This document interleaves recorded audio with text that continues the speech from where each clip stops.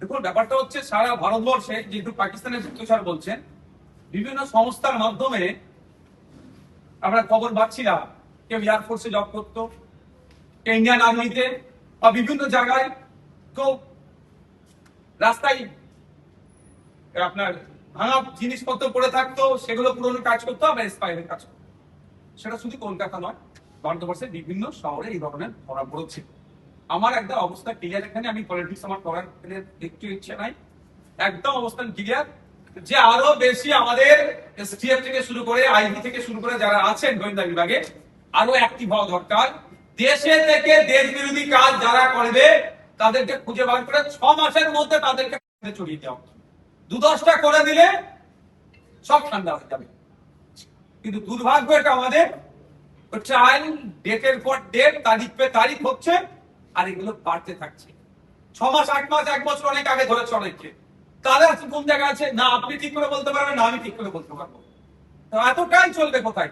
আমার দেশের পাখারা সে যেখানে থাকছে তার পাখা চলছে, লাইট লাগছে, দুবেলায় খাবার দিতে হচ্ছে, সকালে চা দিতে হচ্ছে, সন্ধ্যাবেলায় খাবার দিতে হচ্ছে। আমাদের জনগণের ট্যাক্সের টাকা তার পিছনে কেন খরচ করবো? 6 মাসের ফাস্ট ট্র্যাক কোর্টের মাধ্যমে বিচার হোক, দোষ করে থাকলে অনেকের বিরোধিতা আছে। আমি এই জন্যই বললাম যে দৃষ্টান্ত তৈরি করা হোক দেশের স্বার্থে। শিক্ষক নিয়োগ দুর্নীতির যে তদন্ত সিবিআই করছিল, হাইকোর্টে তারা আপিল করেছে সিট ভেঙে দেওয়ার জন্য। তাহলে কি তদন্তে কি এমনি বলে মনে করছেন? আরো অনেক কিছু দেখতে থাকবে। জানি না কোন গ্রাউন্ড থেকে এ দাবি তোলা হয়েছে। এসআইটির কাজের অগ্রগতি হচ্ছে না বলে তারা নিজস্ব দায়িত্ব নিয়ে করবেন, না এই তদন্ত এখানেই সমাপ্ত হলো, দাহ হলো, দাফন হয়ে গেল, এটা সময় কথা বলবে। তবে আমি ভালো আশা দেখতে পাচ্ছি যারা দুর্নীতি করেছে, কারণ দেখছি যারা দুর্নীতি করে দুর্নীতিতে যারা সাঁতার কাটছে, 2-4বার রাজ্য সরকারের মন্ত্রীদের নামে একটু বাহবা নেওয়ার জন্য ভালো ভালো কথা বলে দিচ্ছে, 6 মাস 8 মাস আরো জেলের বাইরে থাকবে, এই ধরনের মানে তাদেরকে এক্সটেন্ড করা হচ্ছে। আমাদের কোনো না জায়গাটা ফিল করছি আমি। মুখ্যমন্ত্রী ঘোষণা করলেন যে প্রত্যেকটা এমএলএ তার এলাকায় একটি করে সেবা কেন্দ্র করতে পারবে এবং তার নাম নেতাজি সুভাষচন্দ্র বসুর নামে হবে, এবং সেখানে নেতাজির একটি ছবি থাকবে, ধুতি পাঞ্জাবি পরিহিত নেতাজির ছবি, 30,000 টাকা করে এমএলএ দেওয়া হলো। এই যে নেতাজিকে বিশেষভাবে সম্মান দেওয়ার চেষ্টা, এটাকে আপনি কিভাবে দেখেন? একাধিক প্রশ্ন উঠছে। প্রথম প্রশ্ন হচ্ছে, যদি কোন বিধায়ক তার নির্বাচনী ক্ষেত্রে সেবা কেন্দ্র খোলে, নেতাজি সুভাষচন্দ্র বোস নামাঙ্কিত, এবং তার ছবি লাগালে 30,000 টাকা দেওয়া হবে, এখানে আপনি অবজেকশন দেবেন। এই যদি খুলে মানি, সরকার নোটিফিকেশন করুক, গেজেট করুক যে খুলতে বাধ্য, তার ছবি রাখতে বাধ্য, এটা আমি বলবো একদম। দ্বিতীয় কথা হচ্ছে যেভাবে বাংলা নয় সারা দেশে আজকে চর্চা হচ্ছে নেতাজি সুভাষচন্দ্র বোস দেশ নায়ককে নিয়ে, স্বাধীনতা সংগ্রামের উজ্জ্বল জ্যোতিষ্ককে নিয়ে যে বাজে টিপ্পনি কেটেছে, বাজে মন্তব্য করেছে, তার মৃত্যু নিয়ে বিতর্ক তৈরি করা, তার অবস্থান নিয়ে বিতর্ক তৈরি করা, তার স্বাধীনতা সংগ্রামের আত্মত্যাগকে নিয়ে বিতর্ক যে তৈরি করেছে, আজকে চর্চা হতে শুরু হয়েছে, সারা জায়গায় চর্চা হচ্ছে। আর কারা বিতর্কের সূত্রপাত করেছে? বিজেপির এমপিরা, রাজ্যসভার এমপিরা। একটা এমপি উত্তম বলে চুপ করে গেছে, অপর এমপি এখন কন্টিনিউ চালাচ্ছে, তার মুখে লাগাম পড়াতে পারছে না। আমরা আশা করব যে সরকার পশ্চিমবাংলায় চলছে তথা বিজেপির সরকার, তাদের এমপির মুখে লাগাম পড়া আগে। দ্বিতীয়ত, বিগত দিনে যে বাজে মন্তব্য করেছে তার বিরুদ্ধে আইনত ব্যবস্থা গ্রহণ করুন। কোন মতেই না ড্যামেজ কন্ট্রোল করার জন্য এই পেপারে আসবে, সব আসবে, ওই বিষয়টা না চেপে যায় যে নেতাজি নামাঙ্কিত সেবা কেন্দ্র, ছবি লাগালে 30,000 টাকা করে বিধায়ককে দিয়ে হবে, এটা যে হেডলাইন হয়ে যায়। আমি অনুরোধ করবো মিডিয়ার তুলে, নেতাজি নিয়ে কারো বিরোধ থাকার কোনো কথাই নাই, যে অন্তত এটা বেশি বেশি হাইলাইট করুন। কোন সাহসে নেতাজির নাম নিয়ে এরা বাজে মন্তব্য করলো, তারা এখনো পর্যন্ত তাদের বিরুদ্ধে প্রশাসন কেন ব্যবস্থা গ্রহণ করলো না, এইটা বেশি হাইলাইট করুন।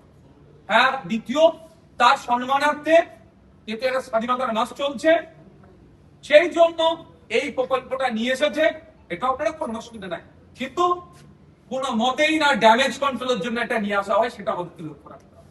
আমার অবস্থা একদম স্পষ্ট, যারা বাজে মন্তব্য করেছে তাদেরকে দৃষ্টান্তমূলক তাদের বিরুদ্ধে ব্যবস্থা নিতে হবে, তাহলে আগামী প্রজন্ম নেতাজি সম্পর্কে কথা বলার আগে ভাববে, অন্যথায় এটা যদি থেকে যায় তাহলে আগামী দিনে আমাদের আরো যারা স্বাধীনতা সংগ্রামীরা আছে তাদের সম্পর্কে যে কোনো জায়গা থেকে যে কোনো মুহূর্তে খারাপ ধারণা তৈরি করতে পারে। ভাবতে অবাক লাগছে, দেশের প্রধানমন্ত্রীর সমালোচনা ঊর্ধ্বে নয়, তাকে নিয়ে সমালোচনা করলে তার বাড়ি পুলিশ চলে যাচ্ছে, তাকে খুঁজে পেয়ে যাচ্ছে, তার বিরুদ্ধে অ্যাকশন নিচ্ছে। আর দেশের প্রধানমন্ত্রীর পদটা পেত এতদিন, আমি যে চেয়ারে বসে আছি এই আমার বলার স্বাধীনতা পেতাম না, নেতাজি সুভাষচন্দ্র বসে যেটা লড়াই আত্মত্যাগ থাকতো, তা আমাদের স্বাধীনতা সংগ্রামীদের লড়াই আত্মবলিদান আত্মত্যাগ যদি না থাকতো, তাহলে যাদের আত্মত্যাগ আত্মবলিদান লড়াইয়ের ফলে আমরা এই স্বাধীনতা পেয়েছি, আমরা এই গণতন্ত্র পেয়েছি, তাহলে এখানে তাদের বিরুদ্ধে বাজে মন্তব্য করছে, আমরা চুপ থাকতে পারি না। গতকাল আপনি এই বিষয়ে একটা নিন্দা প্রস্তাব এনেছিলেন 185 ইয়েতে উল্লেখ, কিন্তু সেটি সে পর্যন্ত গৃহীত হয়নি বলে। হ্যাঁ, এবার আমি আমার ক্ষমতা অনুযায়ী আমি নিয়ে এসেছিলাম 185 কে সামনে রেখে নিয়ম অনুসারে, সেটাকে হাউসে অ্যালাউ করলো না। জানি না আগামী দিনে কি পদক্ষেপ নেবে। এই নিয়ে স্পিকারের সাথে কোনো কথা হয়েছে? আমি অফিসিয়ালি কমিউনিকেশন করছি এই বিষয়টা নিয়ে। এসটিএফ নবমী গ্রেপ্তার করলো আবার। এ 2018, 2014, 24, 25 কলকাতা এসটিএফ ছিল এবং এই পাকিস্তানের গুপ্তচর বলে আপাতত প্রাথমিকভাবে জানা যাচ্ছে জিজ্ঞাসাবাদ চলছে। কলকাতা কি সেফ করিডোর ছিল তৃণমূলের আমলে? দেখুন, ব্যাপারটা হচ্ছে সারা ভারতবর্ষে যেহেতু পাকিস্তানের গুপ্তচর বলছেন, বিভিন্ন সংস্থার মাধ্যমে আমরা খবর পাচ্ছিলাম, কেউ এয়ারফোর্সে জব করতো, কেউ ইন্ডিয়ান আর্মিতে, বা বিভিন্ন জায়গায় কেউ রাস্তায় আপনার ভাঙা জিনিসপত্র পড়ে থাকতো, সেগুলো পুরোনো কাজ করতো, আবার এক্সপায়ারের কাজ করতো। সেটা শুধু কলকাতা নয়, ভারতবর্ষের বিভিন্ন শহরে এই ধরনের ধরা পড়েছে। আমার একদম অবস্থা ক্লিয়ার, এখানে আমি পলিটিক্স আমার করার একটু ইচ্ছে নাই, একদম অবস্থান ক্লিয়ার যে আরো বেশি আমাদের এসটিএফ থেকে শুরু করে আইবি থেকে শুরু করে যারা আছেন গোয়েন্দা বিভাগে আরো অ্যাক্টিভ হওয়া দরকার। দেশে থেকে দেশ বিরোধী কাজ যারা করবে তাদেরকে খুঁজে বার করে 6 মাসের মধ্যে তাদেরকে চড়িয়ে দেওয়া, 2-10টা করে দিলে সব ঠান্ডা হয়ে যাবে। কিন্তু দুর্ভাগ্য এটা আমাদের, ট্রায়াল ডেটের পর ডেট, তারিখ পে তারিখ হচ্ছে, আর এগুলো বাড়তে থাকছে। 6 মাস, 8 মাস, 1 বছর অনেক আগে ধরেছে অনেককে। তাদের কোন জায়গায় আছে না আপনি ঠিক করে বলতে পারবেন, না আমি ঠিক করে বলতে পারবো।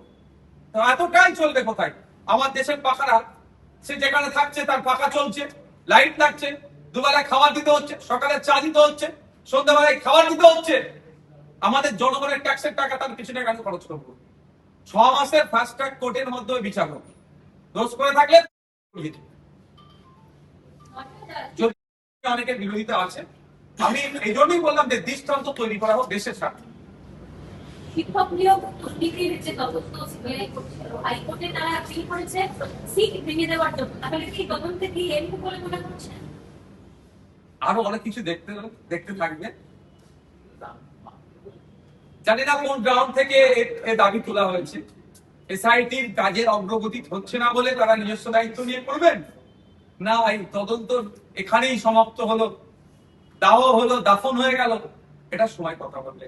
তবে আমি ভালো আশা দেখতে পাচ্ছি যারা দুর্নীতি করেছে, কারণ দেখছি যারা দুর্নীতি করে দুর্নীতিতে যারা সাঁতার কাটছে, 2-4 বার রাজ্য সরকারের মন্ত্রীদের নামে একটু বাহবা নেওয়ার জন্য ভালো ভালো কথা বলে দিচ্ছে, 6 মাস 8 মাস আরো জেলের বাইরে থাকবে, এই ধরনের মানে তাদেরকে এক্সটেন্ড করা হচ্ছে। আমাদের কোনো জায়গাটা ফিল করছি আমি।